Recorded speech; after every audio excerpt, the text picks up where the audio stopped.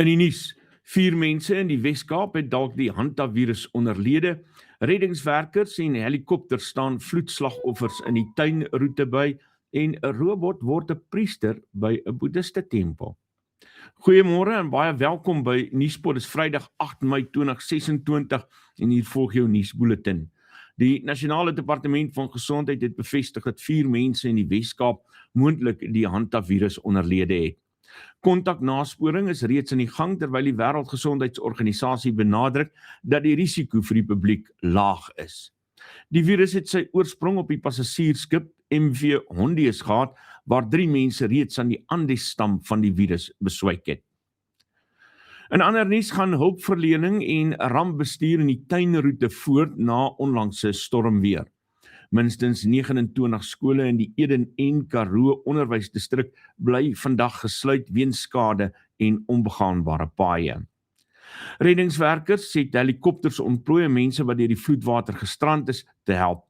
'n Gesin van 4 is naby Beaufort Wes gered terwyl inwoners in die Prins Albert en Knysna munisipaliteite in gemeenskapsale gehuisves word. In die Karoo kom die Sakrivier sterk af na swaar reën in die Nuweveldberge. Die vloedwater beweeg vinnig deur die droë landskap en word verwag om die Oranje rivierstelsel te bereik wat reeds onder geweldige druk verkeer. Die polisie in Pretoria het 'n geregtelike doodsondersoek begin nadat die lijk van 'n vrou op 'n oop stuk grond in Hercules gevind is. Die slagoffer het verskeie steekwonde aan die nek en wang gehad. Die Johannesburg Metro se finansiële toestand is onder die soeklig nadat die minister van Finansies Enoch Godongwana gewaarsku het dat die stad miljarde rand aan krediteure skuld. Die Gautengse LER vir Finansies beloof ernstige ingrypings om die metro se geldsaake reg te ruk. In die parlement het die Demokratiese Alliansie vir George Mikalakis as hul nuwe parlementêre leier verkies. Hy sê sy rol sal wees om as 'n brug tussen die party se caucus en die federale leier te dien.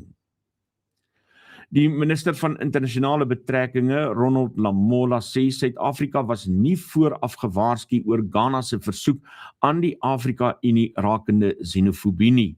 Hy beklemtoon dat Suid-Afrika geweld teen buitelanders veroordeel en vra vir gesamentlike verantwoordelikheid oor migrasie. Intussen versprei daar vals beweringe op sosiale media dat ivermectin die Hantavirus kan genees. Gesondheidsowerhede waarsku dat daar geen kliniese bewyse vir hierdie aansprake is nie en dat pasiënte intensiewe sorg benodig. In Ekurhuleni kla inwoners dat hulle haweloos gelaat is nadat owerhede tydens 'n operasie teen onwettige myners hul huise gesloop het. Die polisie sê dat hulle talle ongedokumenteerde persone in hegtenis geneem en onwettige toerusting in beslag geneem het. Action SA se voorstel om die posisies van adjunkministers af te skaf het tydens 'n parlementêre debat op ewige teenstand gestuit. Die meeste partye in die regering van nasionale eenheid voer aan dat adjunkministers 'n noodsaaklike rol in die regering speel. Internasionale nuus wêreldwyd word pogings aangewend om die verspreiding van die Hantavirus te staai deur passasiers van die MV Hondius op te spoor. Owerhede in verskeie lande monitor passasiers wat van die skip afgeklim het vir enige simptome. In Suid-Korea en ander lande monitor owerhede steeds passasiers wat op die MV Hondius was. Die Wêreldgesondheidsorganisasie benadruk weer dat die situasie nie met die COVID-19 pandemie vergelyk kan word nie. Die Verenigde State en Iran het skote uitgeruil in seker die ernstigste toets vir 'n wapenstilstand tot nog toe.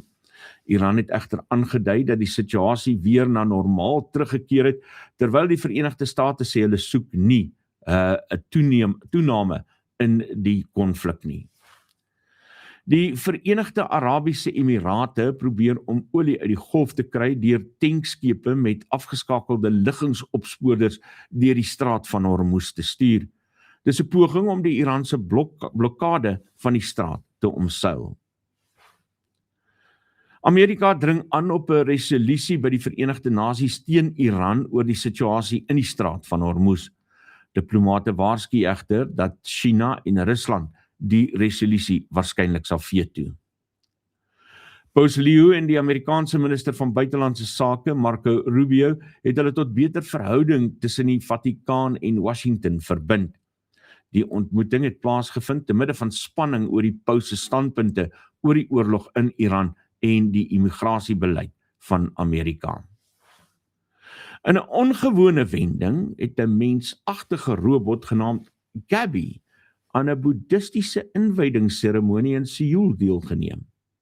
Die robot het geloftes afgelê en is as deel van die tempel se strewe om kunsmatige intelligensie in hul tradisies in te sluit ingewy. Nou ja, selfs priesters se jobs is nou op die lyn. Dit was vandag se nuus, net hier op Nuuspot, die tuiste van Afrikaanse stories agter die nuus. Skakel in vir ons daaglikse nuus en aktualiteitsprogram Stroom op elke weeksdag tussen 6 en 8. Groetnis.